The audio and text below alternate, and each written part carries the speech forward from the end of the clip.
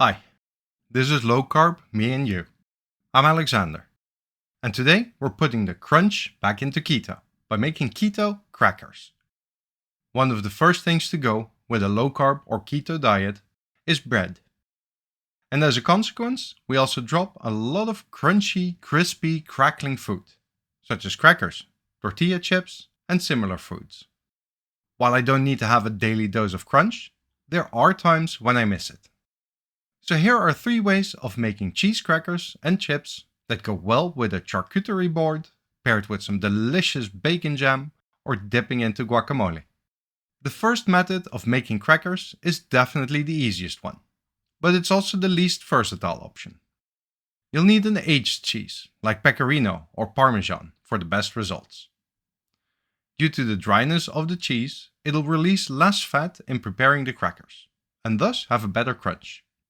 To make these pecorino crackers, you have to grate the cheese and put them on a microwave-safe baking sheet or rack. Use some baking paper to prevent sticking.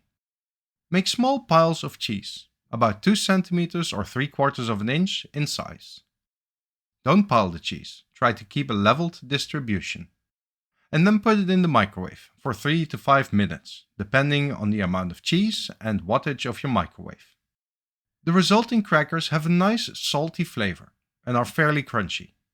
If they're still a bit chewy, then you should microwave them a bit longer.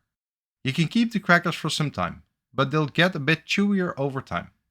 Don't use soft cheese, like cheddar or Emmental, in the microwave. The resulting crackers are very greasy and chewy. However, for our second method of making crackers, cheddar, Emmental, Gruyere, Gouda, and similar soft cheeses are perfect. You can also use Parmesan, but it'll be hard to get it right. It goes from soft and chewy to burnt real quick, and there's only a small window of opportunity for the perfect cracker. Prepare a baking sheet and line it with baking paper. And preheat your oven to 230 Celsius or 450 Fahrenheit. Just make nice little heaps of the shredded soft cheese, and again, try to keep them level. The soft cheeses will spread more than the aged cheeses, so keep that in mind. Your crackers will be a bit bigger. When you've made your piles, you can put them in the oven for 5 to 7 minutes. You'll want a high temperature so that the outside of the cheese dries and firms up as quick as possible. Lower temperature not only means it takes longer, but they will also become bigger as they have more time to spread. There are a few reasons I prefer oven-baked over microwave crackers. 1. These crackers create a solid, semi-round shape instead of the fractal design of the microwave version. Secondly, they definitely have more crunch. And thirdly, you can add spices and herbs for more flavor. And while you can do the last thing with the microwave crackers as well, these don't develop their flavor as good as these do. When you take these crackers out of the oven, you want to transfer them to a paper towel to absorb the excess fat. That'll prevent them from getting chewy. The final method of preparing crackers is my favorite one. You can use pretty much any cheese you want, but I recommend soft cheeses.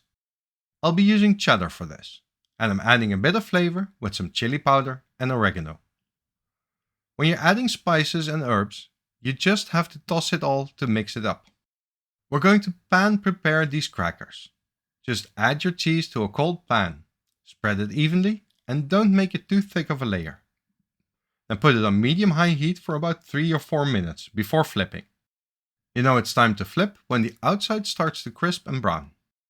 Finish off with another minute or 2. The advantage of pan baking these is that you can really develop the flavor of the cracker when you add herbs and spices. The resulting cracker is a bit denser than the oven-baked one, but it's also the crunchiest version of them all. Once you've got a nice crust on both ends, you have to transfer it to a paper towel and use another one for the top to remove the excess oil. Then move on to a cutting board and slice them into your preferred size and shape. You will have to move quickly though. When it comes out of the pan, it's still fairly pliable, but it'll harden fast. The first one here already shows that during recording and moving some bits around, it had hardened so much that it broke instead of being cut. The second one was cooked off camera and immediately handled, which allowed me to properly cut it. So make sure you have everything ready to dry and cut the cheese.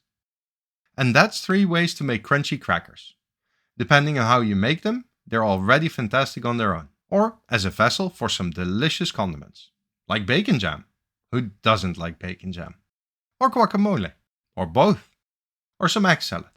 Well, you get the idea. With about 150 grams or 5.5 ounces of shredded cheese, you can make roughly 25 crackers. Feel free to experiment with your spices and herbs for flavor variations. Let me know what you can come up with. The nutritional value will be similar to that of the cheese of your choosing, minus some of the fat and thus calories. Enjoy your crunch. Thanks for watching. Like, subscribe, and enjoy some more tasty recipes. Stay low carb, stay cooking, and let your taste buds dance with delight.